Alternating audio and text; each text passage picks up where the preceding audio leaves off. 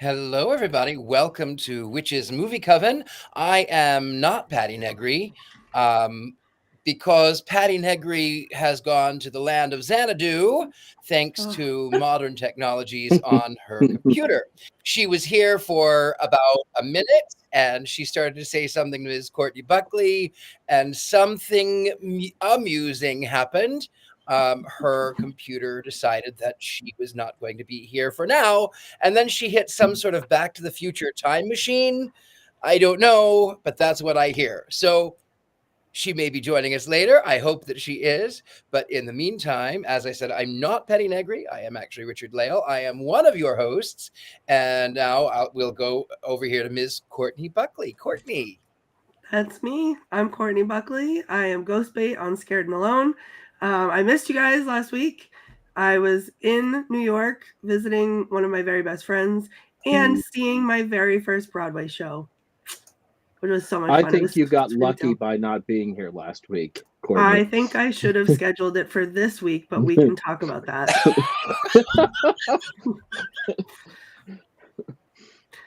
Also, I would just like to remind everyone I'm a very powerful witch. So whoever was in charge of this week has better sleep with one eye open. So let us go from there to Ms. Heather Green. Heather Green, hello. I am not the person that wand was aimed at. Yes, I am Heather Green. I am the author of Lights, Camera, Witchcraft. It is the definitive guide of witches and witchcraft in film and television.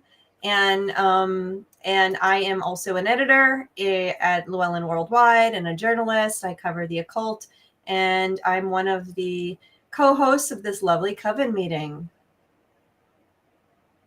Yes, you are. Speaking of things that are lovely and muses, the best hair, the golden-haired boy himself, Mr. Jason Mankey. I'm Jason. I've written a lot of books. My name is Jason. I've written Modern Witchcraft with the Greek Gods. So you would think that this movie tonight might be right up my alley.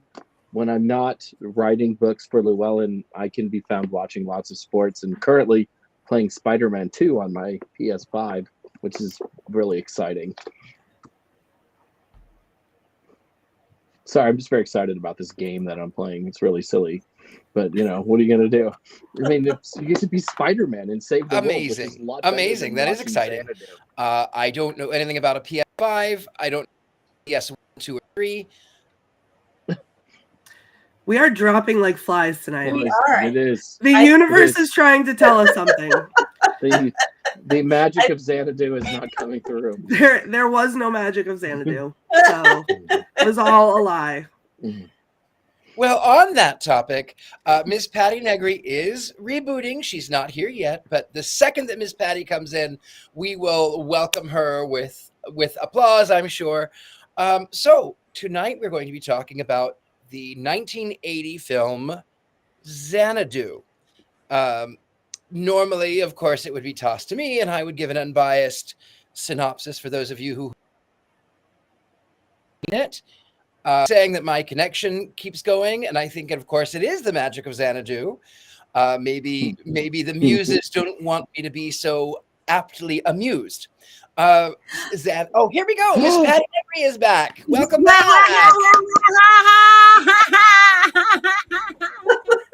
Computers hate me. I'm gonna run away with Black Phillip.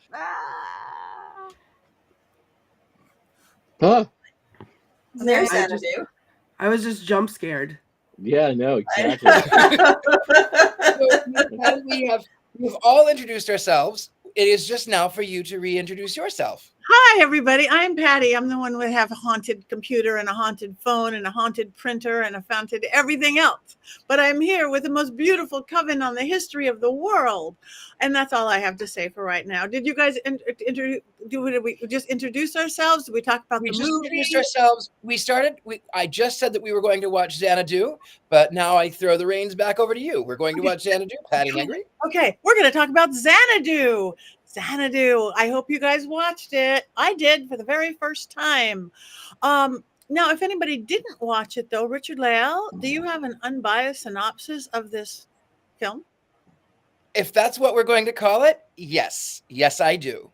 So 1980, it is Xanadu, and it's about a xenomorph who is xenophilic, who happens to be the least amusing muse ever, and about this young boy who has young man who's an artist who has the charisma of a cardboard cup.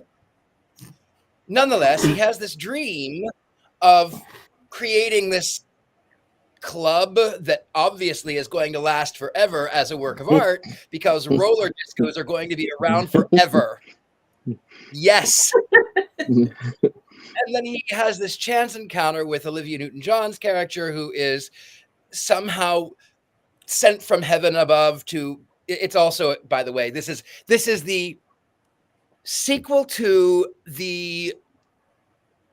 It's the sequel to a movie which was an answer to a play, something like Heaven Can Wait or something. Anyway, all of that stuff aside, there's a lot of disco and a lot of shiny polyester and a lot of roller skates. And he's trying to paint, and he paints the wrong things because obviously his job is also going to last forever. He paints posters that are enlarged from photographs that would go out of fashion in 10 years anyway, but it's a good thing he's young. Anyway, so he meets this muse, and then he meets Gene Kelly, and Gene Kelly, who had an affair with Olivia Newton-John back in the 40s, apparently, wants to open a club, and he wants to open a club that's rock and roll because it's the 80s, but Gene Kelly wants to open one that's the 40s. So they go to the Pacific Palisades, to an old building that was built in 34 and then burnt down, years later. And then there's a lot of dancing and roller skating and really awful effects and something about a 15 or 20 minute closing.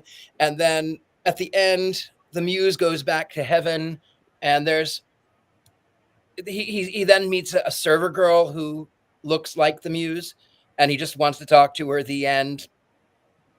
I don't know. I don't know. Also, I will tell you this, in the middle, in the interim, I kind of got lost because I had to cleanse my palate, and I switched over. If we're going to do musicals from 1980, I did Flash Gordon with the music of Queen, and that was way better than this god-awful, sappy film that I'm not going to give my opinion of until later. No. I bet we can guess what your opinion's going to be, though. No. I don't think so. I think that was very unclear. Yeah, very unclear. Oh my. Moving on. Thank you, Richard Lale.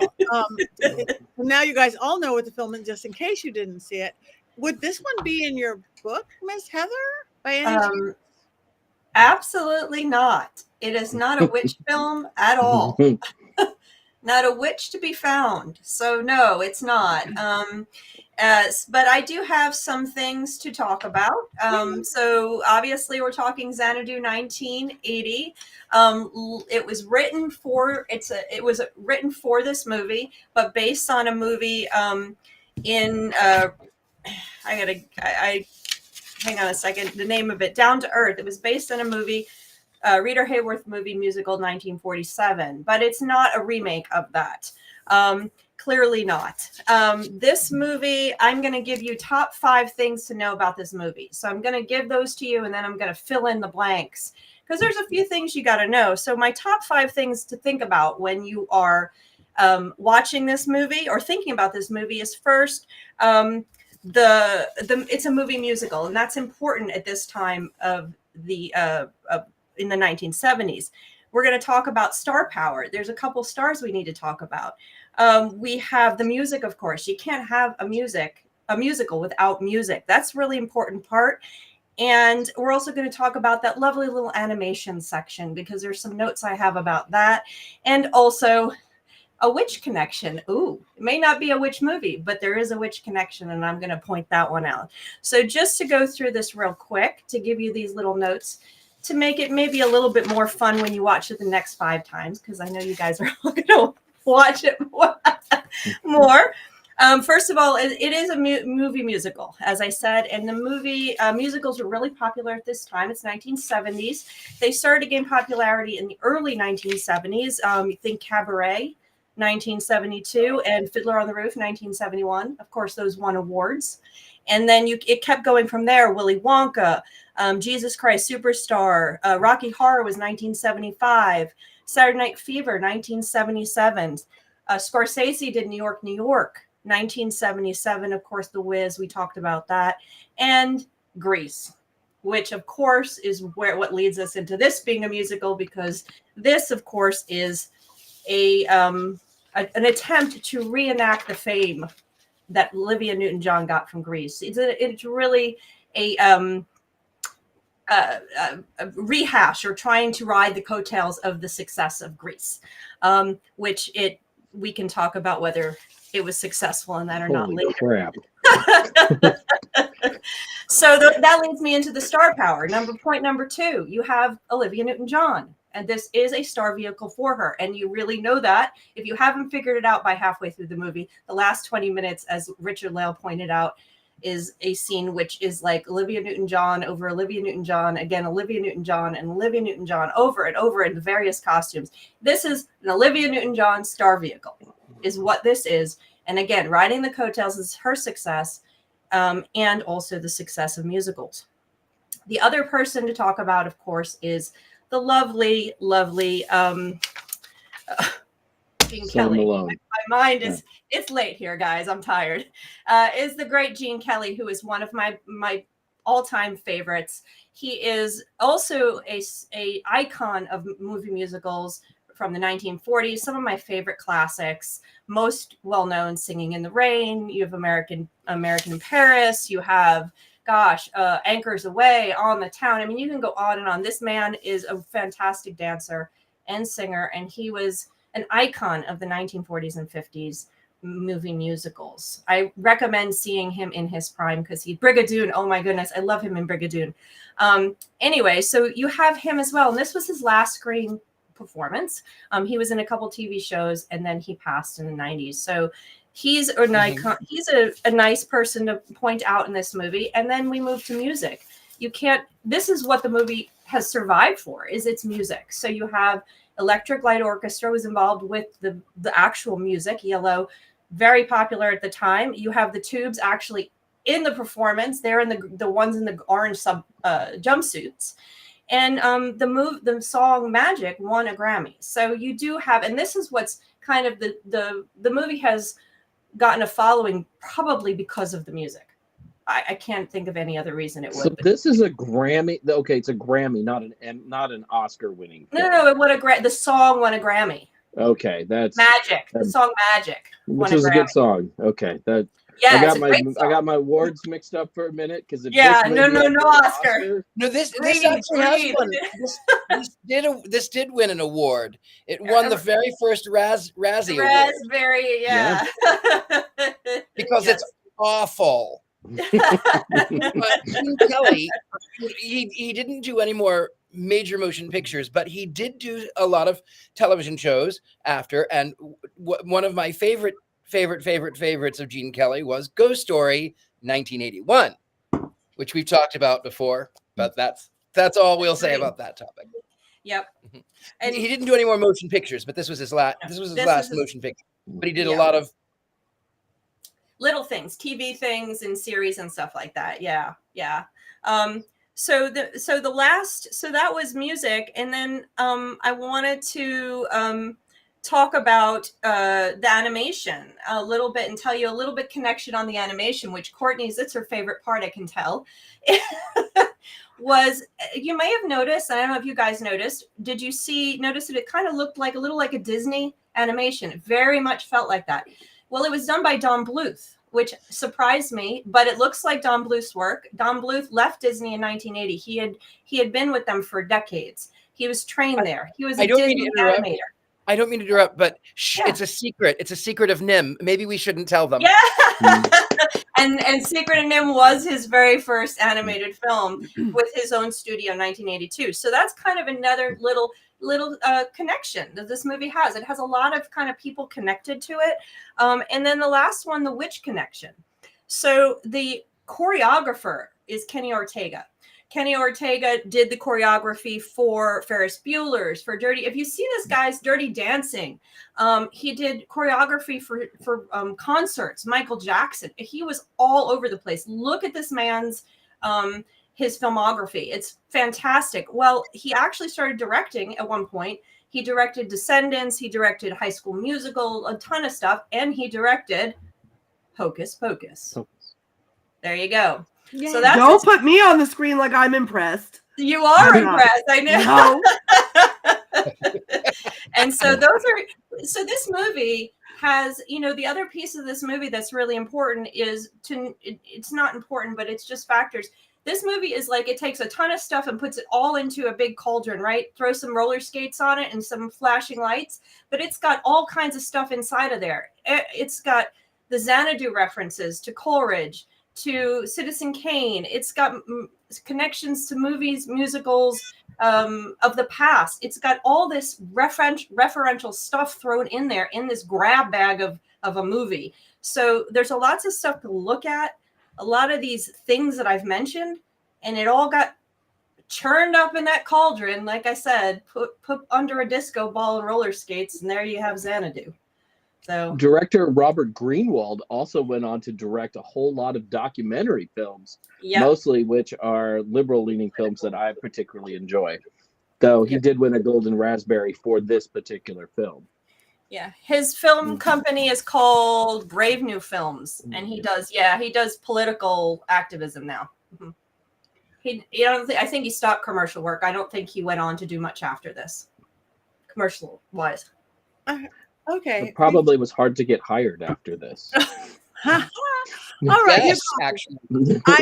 I kind of agree with everything you're saying, but they tried to do something different, and I give them credit for that.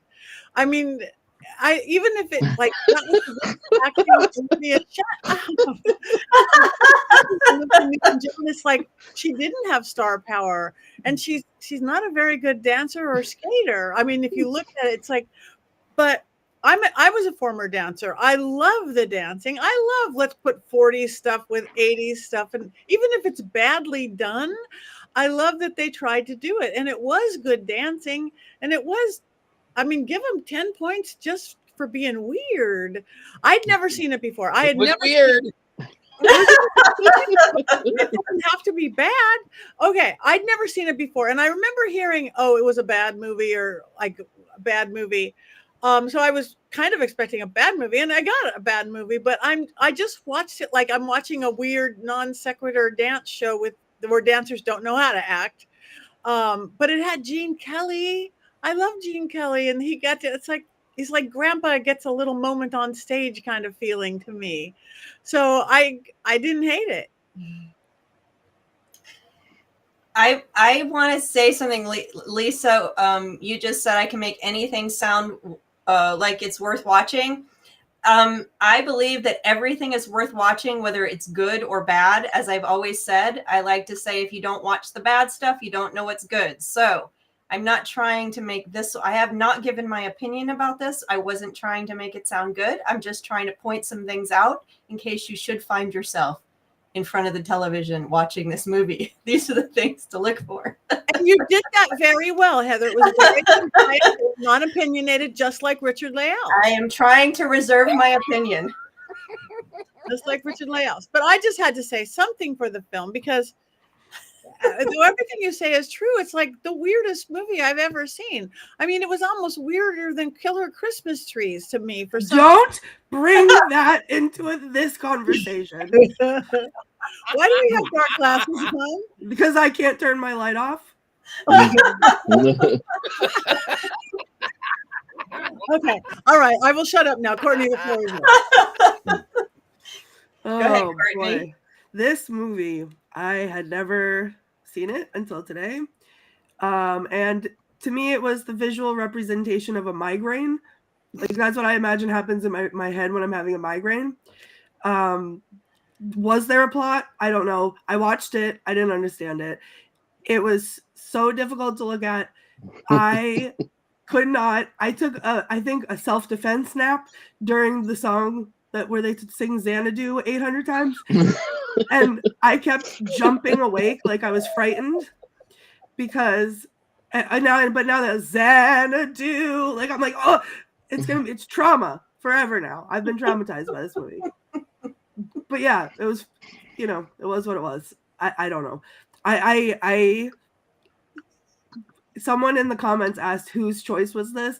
I would just like to point out we weren't allowed to do Will Ferrell movies because they weren't witch movies. So why did we do this to the person who picked? I don't know. Maybe we should ask our producer. Ooh, our producer. Who did pick it? Who did? Rob picked it. It's his fault. And he's not commenting on our little. What? Oh, there he is. Yeah, He's hiding. He's like the discombobulated voices at the end of the film, but in text form. Right. Just kind of comes in. Oh yeah, and then let's talk about like the jump scare that was the animation, because I was sitting there and I was like, well, this can't get worse. And then all of a sudden it's a cartoon. Like what? And then I yelled out loud. I was like, you've got to be kidding me, because I cannot sit through any more of this. And then when oh my God, at the end when he was like looking at the painting of them and he was like he backed away and then he rushed forward and burst through the wall into like the land where time forgot, like whatever that was. I was like, this cannot be. Who made this? Why did they make this? Like every time, Heather, you just said there was like a following. Why? I don't understand. It doesn't hold up. It should not be remembered. Throw it in the trash and light it on fire. That's what I think. I think the songs are fun, and I like Electric Light Orchestra. So things like All Over the World are good. I know the song Xanadu. I mean, I've heard that a bunch of times. Magic is a great song and deserves the Emmy Award that it got. Not Emmy Award, it's a music award. Grammy Award that it won. So there are some redeeming qualities to the film. Mostly it's music, but you could get all those redeeming qualities by simply buying the soundtrack and avoiding the film. The dancing. But then you had to watch Olivia Newton-John dance, and that's not good. I was a danseur in the ballet, and I have seen some very good dancing. In fact, one of the last years I danced, we did the choreography. I did the choreography of Ethan Stifle in Midsummer Night's Dream. I played Oberon, King of the Fairies. That was difficult. That was hard. That was hard work. All of this 80s, like it was 80s. That's not hard. It was the 80s. I remember. It was a dance. I was young. That's how we danced. The problem for me with the dancing is that the actual dancers, they weren't horrible dancers, and the choreography wasn't horrible choreography, but it's like everything else in the film. You had all these pieces that if you plucked all of this film apart into pieces and lined them up, the dance, the music, the roller skates, Gene Kelly, whatever, all the little pieces, take them all apart and just line them all up. Individually, they're fine. It's when you suck them all together in that big soup, it's a mess. And so for me, and here's my opinion, this movie is terrible. And that's it. We're done. Goodbye, everybody. Yeah. But the dancing, and I was a dancer. I was dancing at the time when this movie came out, and when I was little, and I saw this movie, and I have vague memories of it, and I would have loved it, because I was into every single movie musical. Grease I saw a bazillion times. The dancing, I would have loved it, but I didn't. Like I barely remembered it except for the song Magic and the Xanadu songs. All I remembered from the movie, and Olivia Newton-John was in it. But the problem with the dancing for me is that it didn't, like everything else, it was disjointed. It was like it was there and it just interrupted everything. And it was like, look, here's the dancing. We're dancing. It just was like, it didn't flow. None of this flowed. None of this told a story. So, this was terrible. This was a terrible movie. It wasn't helped by Michael Beck or whatever that actor's name is, Sonny Malone, because he's terrible in this film.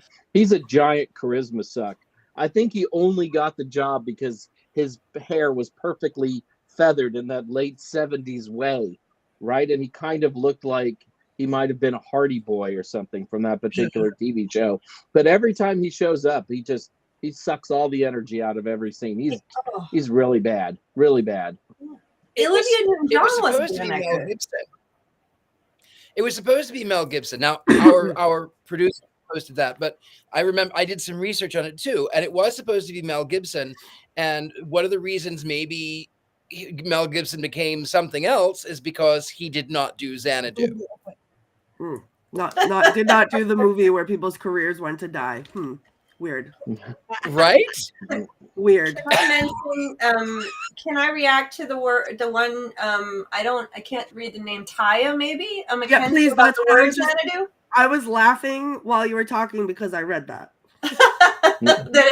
Yeah, so the word Xanadu comes from it's actually the palace, Kublai Khan Palace, Summer Palace, and it was referenced in a Coleridge poem, which is actually recited. The first few lines is recited at the beginning, or no, towards the end of the movie. I think she recites it, and then he recites the other thing. A very, silly moment. And Xanadu is also used. Was the name of the palace in Citizen Kane, in his house. Yes, which was a very dismal place, like this movie. So the idea of it is the Xanadu is supposed to be this place of this idyllic place, this palace, this place of joy and everything like this, summer palace, whatever.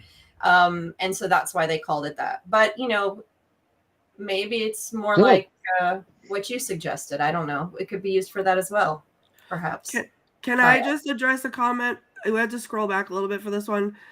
Crescent Moon Soaps and Crystals says, what I want to know is who y'all pissed off. Like, I'd like to know that too.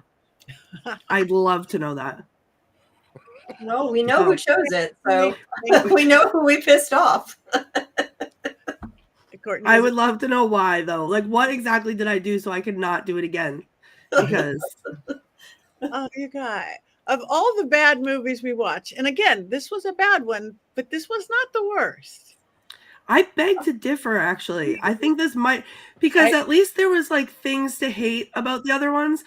Like, there was pieces that I could pick apart and not like and whatever, but like there was some redeeming quality to them that I could say, okay, yeah, everything was terrible except, you know what, I'll give it credit here. This was like, someone was like, you know what, we have some extra things laying around, let's just like let's put neon lights on everything and roller skates and like just whatever, just put it all and put no thought into it and just let them go and dance around. Like, there was nothing to this. I feel like it had no substance whatsoever, and there's nothing, I could not like anything about it. Little Witches at least had boobs and butts in it. I'm just gonna throw that out there. I should have swapped. Because boobs and butts would have made this better. Yeah. Well, there's a song Magic. Magic is a good song. No. Magic is a good song. None of the songs were good. Magic is a good song. Karaoke that for you, Courtney, one day. None of the songs. All of the songs made my ears bleed. None of the songs were good. I hated them all. They all sounded the same. Except for Xanadu, where they were singing Xanadu song, and it was jump scaring me out of my, my, what did I call it? My self-preservation power nap, my self-defense nap. Yeah. Your glasses kind of remind me of the movie, though. They better not. With the glow around the sides. They really do.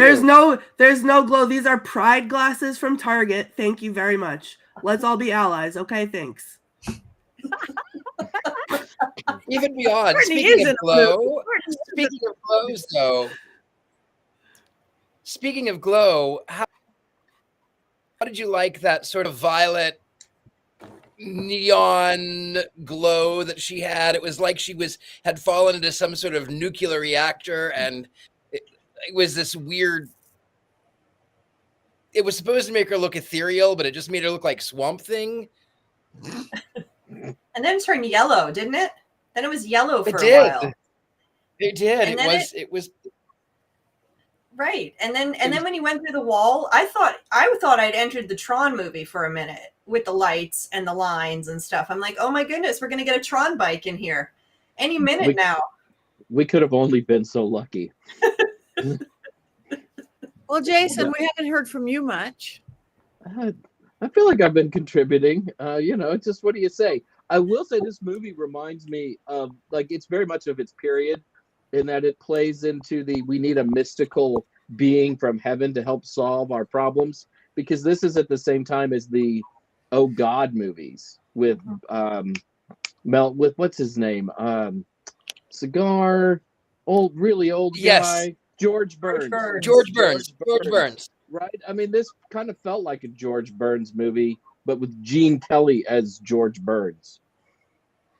The wise, mystical older guy, and then, of course, you had, a Greek muse, which was sort of like being Oh God. So, yeah, just very much of its product of its time. Thankfully, that decade is over. This movie also got credited for killing the love of the movie musical. That and The Wiz did it in pretty much. It killed a lot of things. Sad. Killed a lot of things within me today. So all my hopes and dreams and good feelings. One of the reviewers, I was reading an article talking about how bad the movie was, and they weren't sure which was worse, this one or the more recent rendition of Cats. They were. Oh.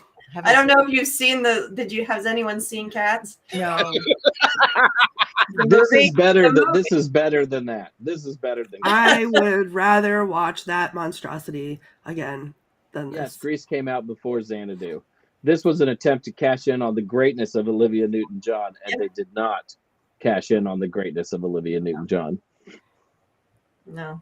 I'd rather watch Cats again, but that's okay. Me too. Oh no! Are we going to watch? This is quick.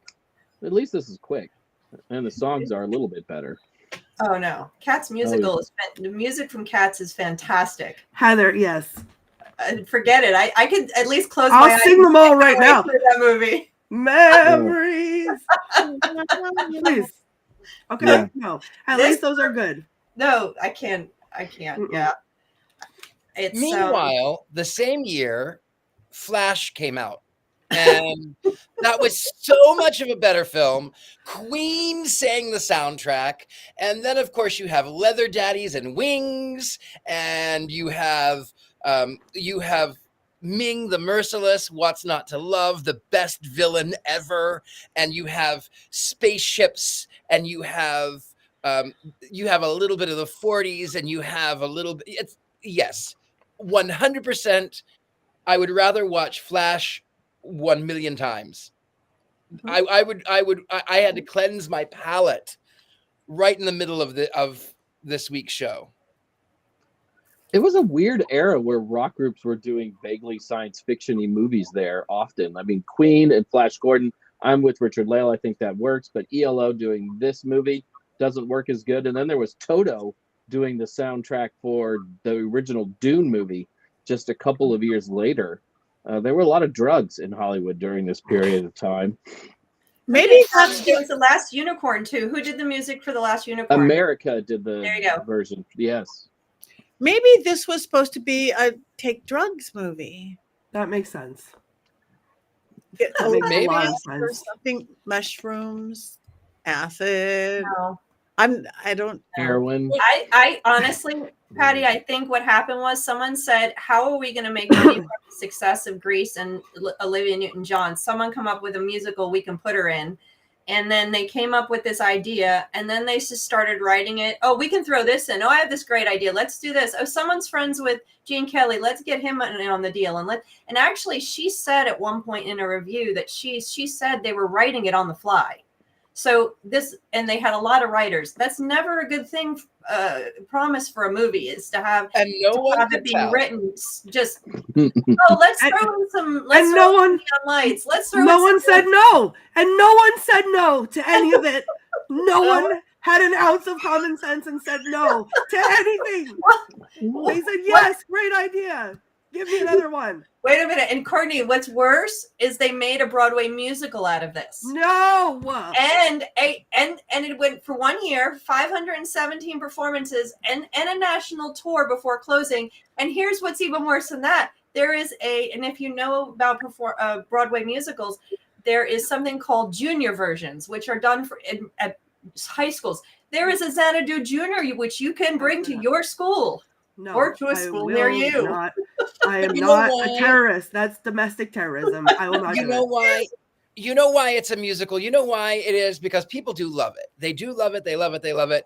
But we have to ask, was it great or were you 8? That's a fair question. That's a fair question. That's going to be the entire Star Wars episode here in a few weeks. Was it great or were you just 8 years old? Even start. No. See, there's not even a question.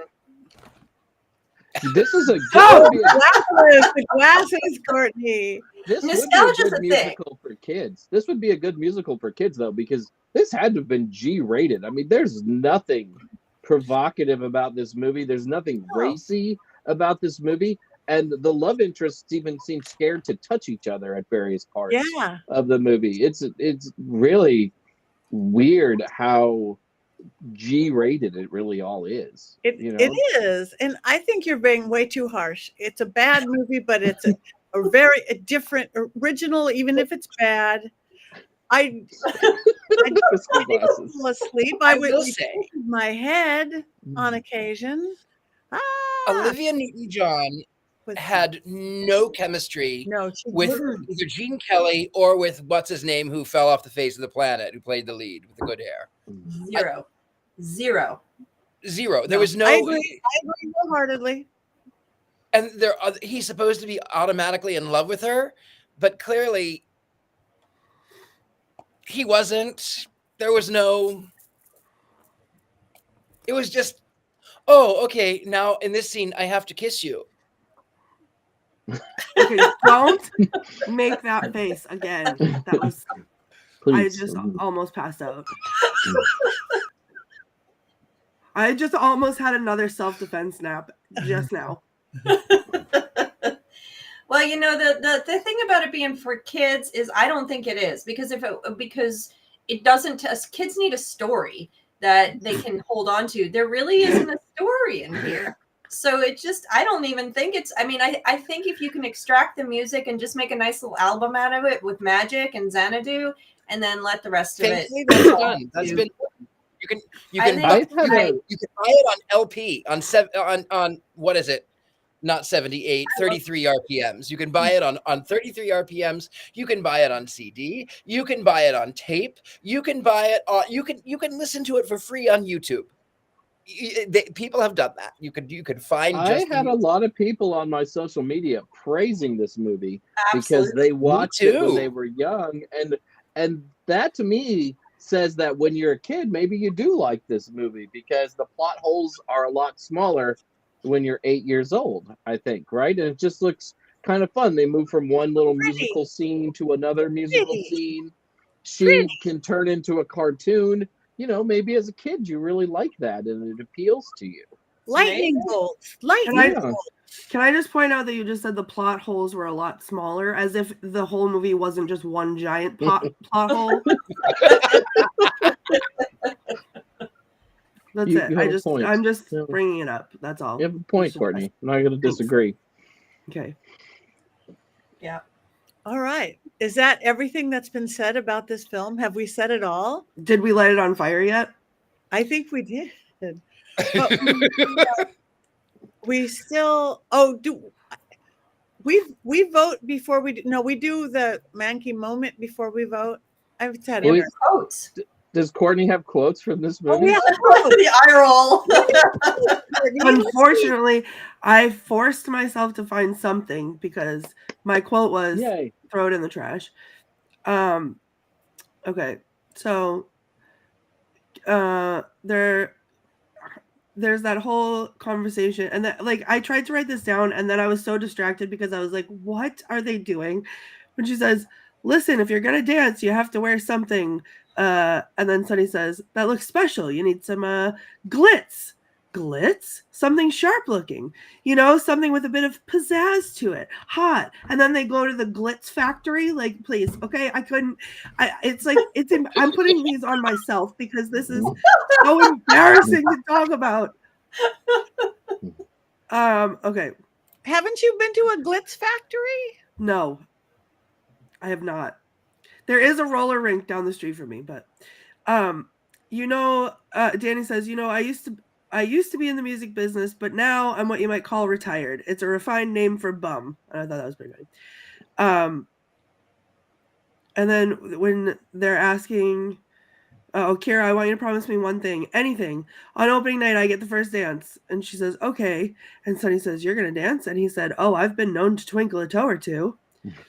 But then my favorite quote, this is my favorite one because this is how I felt about this entire movie.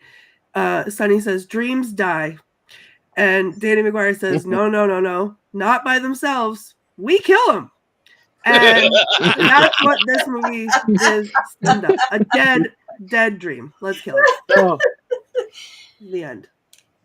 Thank you. that's pretty good. Before we go to the Mankey Minute, can I just applaud Taya for mentioning Grease 2 because I loved Grease 2 when I was 8. Yes. And I can sing every song in that musical, and that is a terrible movie, but it is so good. That's a terrible good. So, not this one. Anyway. I've never seen Grease 2. Oh my goodness. We are watching it. It's so good. It's so I good. love Grease 1. good. I know all the words to the first Grease, but Oh, yeah. Did you know that there is a Rocky Horror Picture Show 2? There is. There is shock treatment, I think, which is also lousy, but the music is good. I've also never seen Rocky Horror. Oh God, lights out. Hold on. I think we we're do that one? Yep. Can Good. we do Rocky Horror? Good. Turn those lights right off. Good. We can Now definitely everyone do can Rocky feel Horror. my pain too. We can do definitely Rocky. do That's as Rocky Horror. witchy as- I don't know if there's any magic in it, but it's more witchy than this one is. I can Can put we that dress? on the list. Yes. I'm writing I it say we down can right dress. here. Yes. And we can dress. We can dress. Horror. Number 1, I'm assuming. How can I would love that. How can you? I just don't even know how you could go like more than 20 years in life and not see Rocky Horror Picture Show, right? It's I've like been such more a. than 30 years I know. in life and not I seen it. know, but just, Don't know how. It's I the don't best. know how. The You best. got to see it at midnight in New York City. Okay, we should have a party then. Sounds like it. Oh, Okay. Courtney, how could you? He has the girls at the seal of approval. All right. Now, perhaps we move on to the Mankey movie minute. I just realized these aren't even a minute now. They're like way long. I need to That's trim okay. them. We They're like like it. Yeah, 3 or as 4 they should minute be. soliloquies. All right. And I even Here- used the wrong title. All right, here we go. Let me take you back in time to a magical world called the late 1970s. It's the winter of 1978, and 2 Hollywood writers are holed up in their office working diligently, even though their entire office is covered in snow. We know it's Hollywood, but snow is on the ground, on the desks, and blowing in through an open window. Snow is everywhere.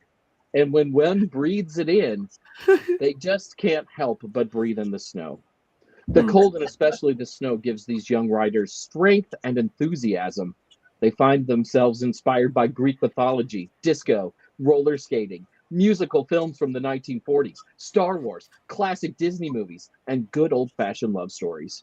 The writers move around the piles of snow on their desks, savoring the power nature's candy provides them.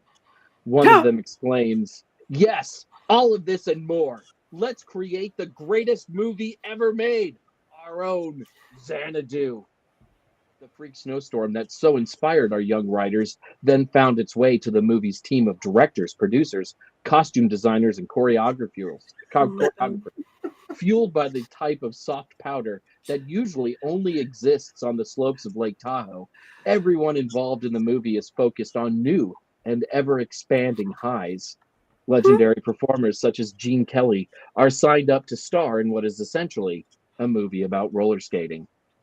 The snow claims all the senses of the movie's creators. A visual spectacle is not enough. Grease was a huge hit. Olivia Newton-John should be in our movie because, hey, why not? Let's bring in Electric Light Orchestra, they yell. Why? Because the band is huge. It's an orchestra, and they are electric. The San Francisco band The Tubes is made a part of the picture. Why? Because so much money involved in Xanadu is going down the tubes and up the noses of the people involved with this film. The snow, of course, is cocaine, because only cocaine could have created this movie. There are 79 ideas competing for attention in Xanadu, and none of them are explored adequately. The movie just moves from one unrelated tangent to another unrelated tangent. Our hero, Sonny Malone, is clearly drug-addled.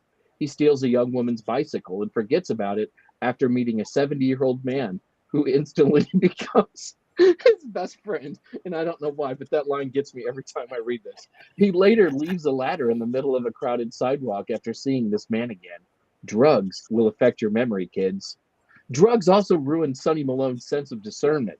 Over the course of 3 days, he falls head over heels in love with a woman who has no home, no last name, and no chemistry with one Sonny Malone. If I had met this mystery woman, I would have instantly wondered if she was a serial killer. Only serial killers or heads of drug cartels are this secretive.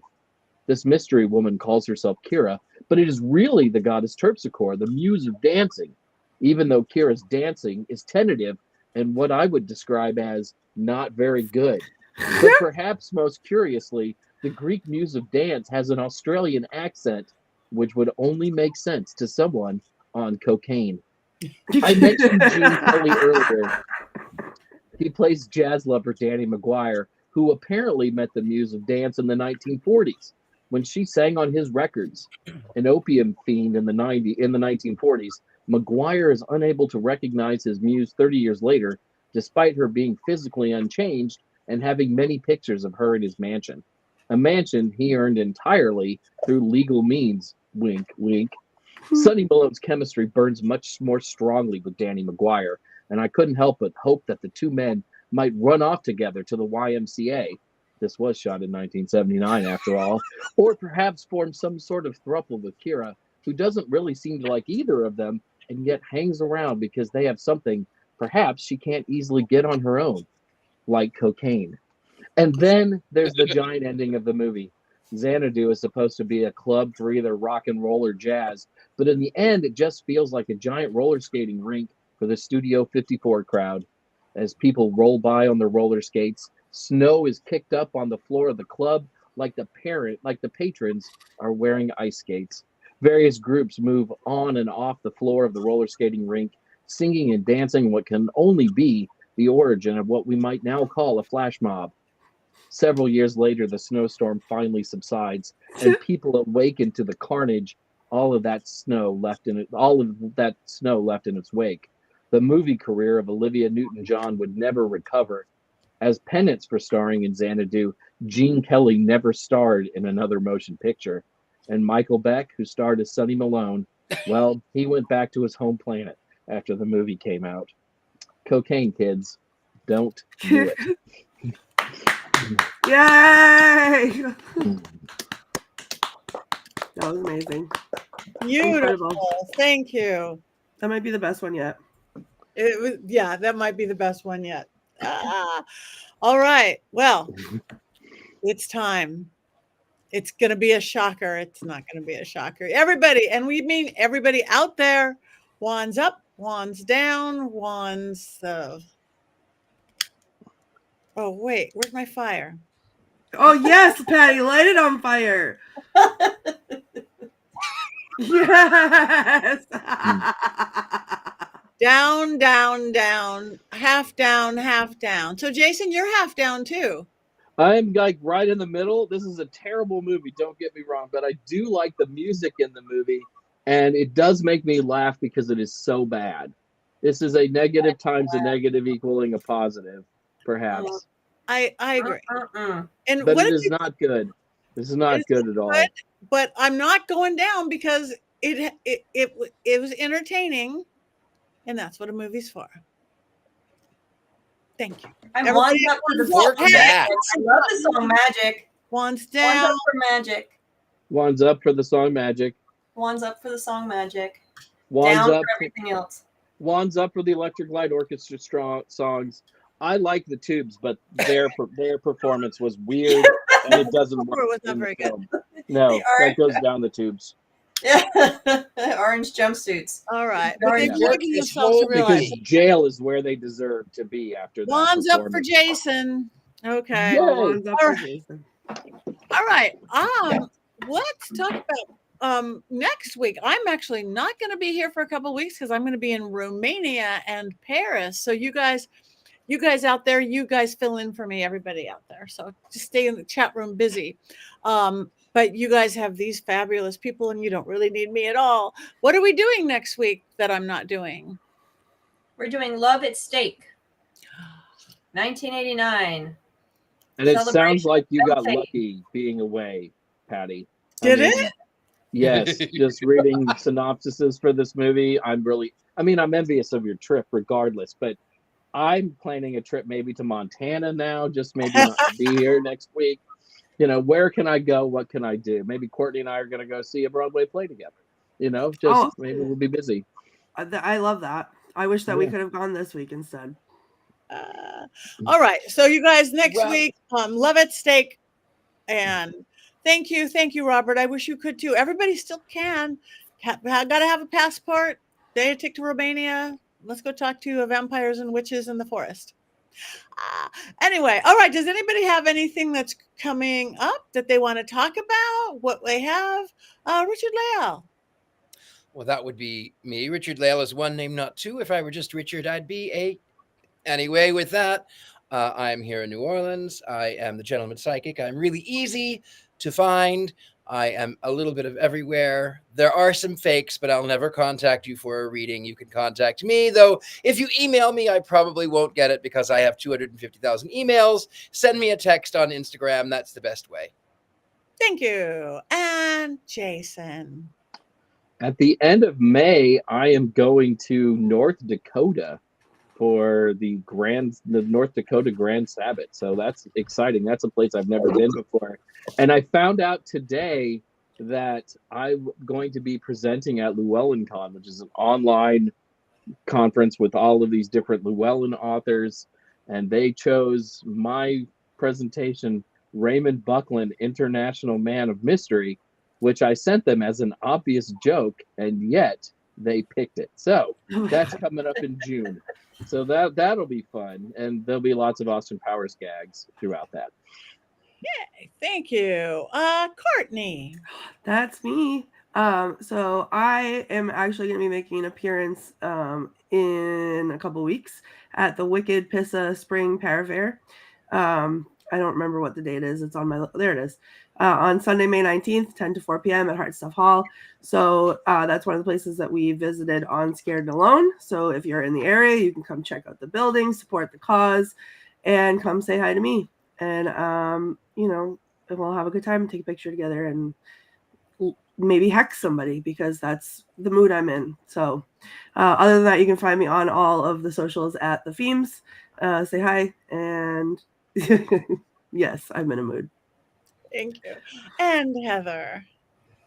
I am working towards Mystic South, which is in July. I'll be there. I'm actually doing 2 presentations there. I am on the board, so I'm everywhere during it, but I get to do 2 great presentations, one on dolls and haunted dolls, and I'll be bringing some of my girls with me, and also one on the meaning of the word witch. It just got selected, so I'm really excited about that. July in Atlanta, and then I'll be doing a presentation on Wizard of Oz witches in movies in Charlotte. Come on, join me, Patty, in Charlotte at Charles Oz, and that is in September. So I'll talk more about that as we go along. But that's all I'm doing right now, working with my fantastic authors. You can find me at heathergreen.net. And I'm on all the socials. You can reach out to me and tell me what movies I need to be watching because I'm always looking for new movies to watch. Yes, we want your movie opinions and movie choices. Yes. Again, the next 2 weeks, will be in Romania on a witch and vampire tour with Father Sebastian and myself, going to all the spooky and fun places. I'm going to get home in time to go to, I'm not going home, I'm going to Paris. I'm going to be doing a seance at the Theatre des Vampires in Paris, my first Paris seance.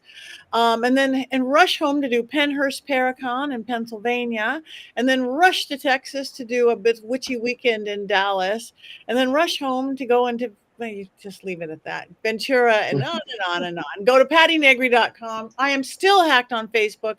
I have been friending a few people, but it isn't me. My hackers can get on Facebook, but I can't. My dog can't. My cat can't. My goat can't.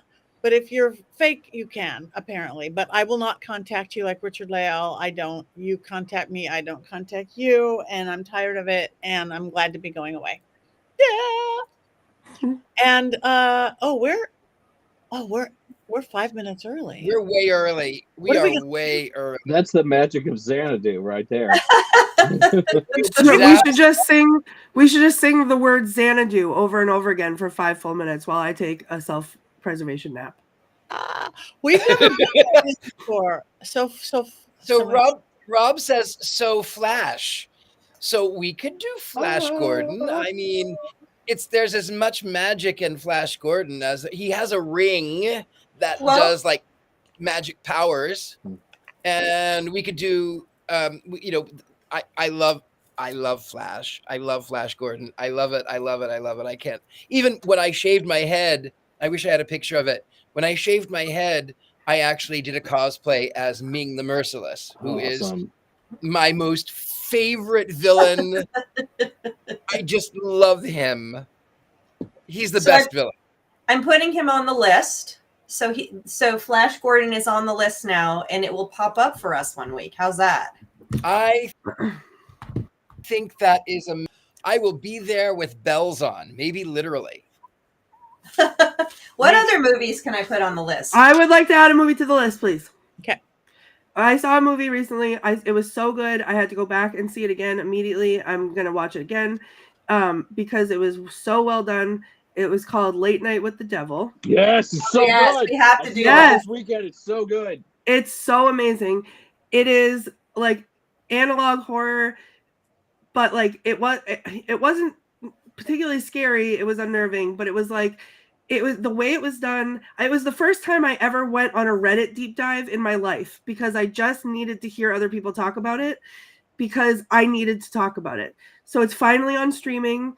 I'm going to buy it tonight, actually, because I just want to own it and watch it constantly all the time and rewind it and pause it and zoom in on it. But I saw it twice in the theater, and it's fantastic, and it's Satanic Panic, and it's all kinds of things, and we should definitely do that one. It's on the list. I just saw that, too. I was going to add it to the list anyway, that it was just out. So that's a good one. Secret of Nim? Did we cover Stardust? Did we do? No, but it's on the list already. So we have not Stardust done it yet. or Secret of Nim? But it's on the list. It's on the list. Neither one. Stardust is on the list. Secret of Nim is not. It should be. Jason, if you would like to discuss theories, I will unhex you so that we can talk about it. You know what? You can come visit me and we could go out to the Grove. Perfect. Yeah. So much. Love that. Going on. Okay. Yeah. Well, we used 3 minutes, 4 minutes. We did really, really good. Again, we want to thank everybody out there in the chat room. We love your opinions, all of them. The ones that are wrong, the ones that are right. No. All right, there's a comment. Wait, no, there's a comment that says, don't watch The Fourth Kind. That movie, I'm so traumatized about aliens. Patty, you know this, because you tried to get me to go outside and I couldn't. Aliens with Andrew Perrin. So, too scary for me. The Fourth Kind I watched as I tried to do exposure therapy to myself with that movie and was convinced it was real, even though I know it wasn't. And it made me run from my house. 2 nights after I watched it, I heard something on the roof and I ran out of my house across the street because I thought aliens were on the roof. So it didn't work. And it's scary. That's so scary. Andrea Perrin's aliens aren't scary. They like 40s music. They would have Gene Kelly there and bringing down the spaceship because that's what she sings. This is my actual nightmare. Yeah. No. They would go to Xanadu. I have 2 pair. I do. I've had them since the 80s, I'm sure. All right. Well, it is close enough to that time. We have one more thing to do. I was going to suggest we sing Xanadu instead of Cackle, but you. No. Yeah. Let's do it. Let's just cackle. I'm going to sing Xanadu. All right. Okay. Okay, Courtney, you and I sing Xanadu as they cackle. Okay. Okay. 1, 2, 3. Ah. Xanadu, Xanadu. Xanadu.